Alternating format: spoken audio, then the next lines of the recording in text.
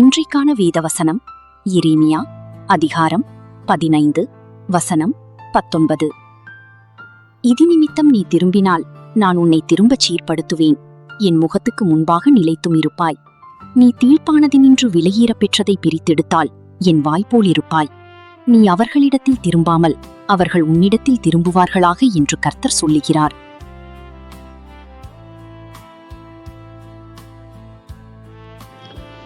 அன்பானவர்களே, அனைவருக்கும் இனிய காலை வணக்கம்.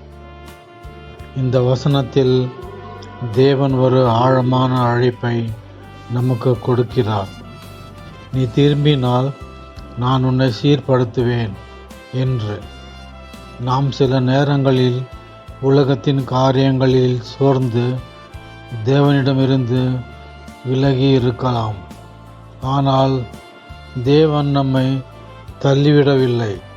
மாறாக, திரும்பி வா, நான் உன்னை மீண்டும் எழுப்புவேன் என்று அன்போடு அழைக்கிறார். பழைய ஏற்பாட்டில் முதலில் தேவனுடைய அழைப்பிலிருந்து ஓடிய யோனா பின்னர் மனம் மாறி திரும்பினான். தேவன் அவனை மீண்டும் அழைத்து நினிவே மக்களுக்கு செய்தியாளனாக பயன்படுத்தினார்.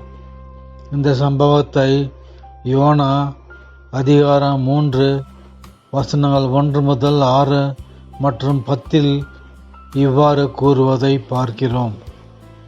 இரண்டாம் தரம் கர்த்தருடைய வார்த்தை யோனாவுக்கு உண்டாகி, அவர், நீ எழுந்து மகாநகரமாகிய நினிவேக்கு போய் நான் உனக்கு கற்பிக்கும் வார்த்தையை அதற்கு விரோதமாய் பிரசங்கி என்றார்.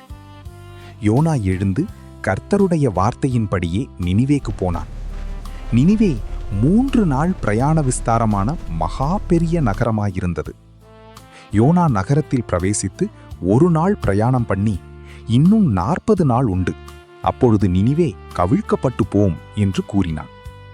அப்பொழுது நினிவேயில் உள்ள ஜனங்கள் தேவனை விசுவாசித்து உபவாசம் செய்யும்படி கூறினார்கள்.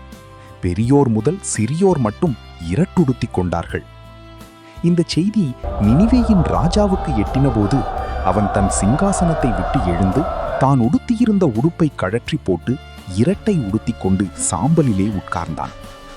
அவர்கள் தங்கள் பொல்லாத வழியை விட்டு திரும்பினார்கள் என்று தேவன் அவர்களுடைய கிரியைகளை பார்த்து தாம் அவர்களுக்கு செய்வேன் என்று சொல்லியிருந்த தீங்கை குறித்து மனஸ்தாபப்பட்டு அதை செய்யாதிருந்தார். மேலும் கெட்ட குமாரன் திரும்பிய போது ஏற்றுக்கொள்ளப்பட்டான். இந்த சம்பவத்தை லூக்கா அதிகாரம் 15 வசனங்கள் 17 முதல் 24 வரை இவ்வாறு கூறுவதை பார்க்கிறோம்.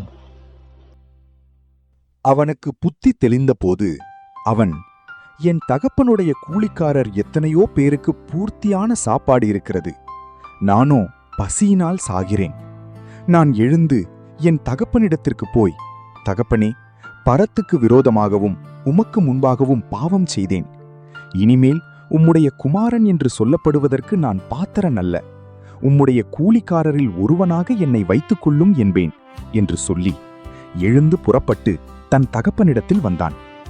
அவன் தூரத்தில் வரும்போதே அவனுடைய தகப்பன் அவனை கண்டு மனதுருகி ஓடி அவன் கழுத்தை கட்டிக்கொண்டு அவனை முத்தம் செய்தான். குமாரன் தகப்பனை நோக்கி, தகப்பனே, பரத்துக்கு விரோதமாகவும் உமக்கு முன்பாகவும் பாவம் செய்தேன். இனிமேல் உம்முடைய குமாரன் என்று சொல்லப்படுவதற்கு நான் பாத்திரன் அல்ல என்று சொன்னான்.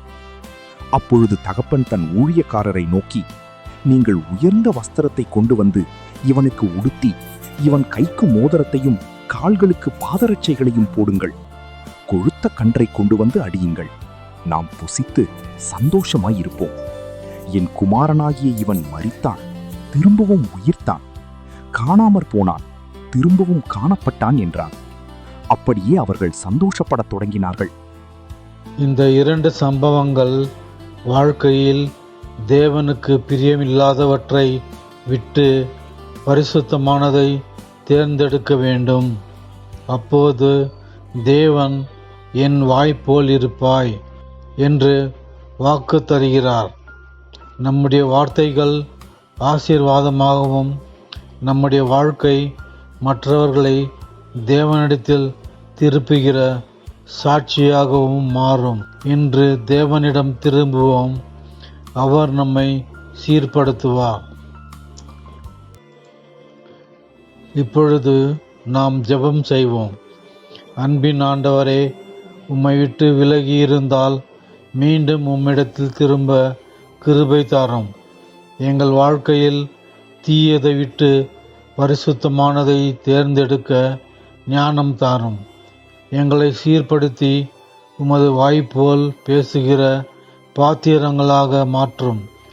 இயேசுவின் நாமத்தில் ஜெபிக்கிறோம். ஆமேன். உங்களுக்கு கிருபையும் சமாதானமும் உண்டாவதாக.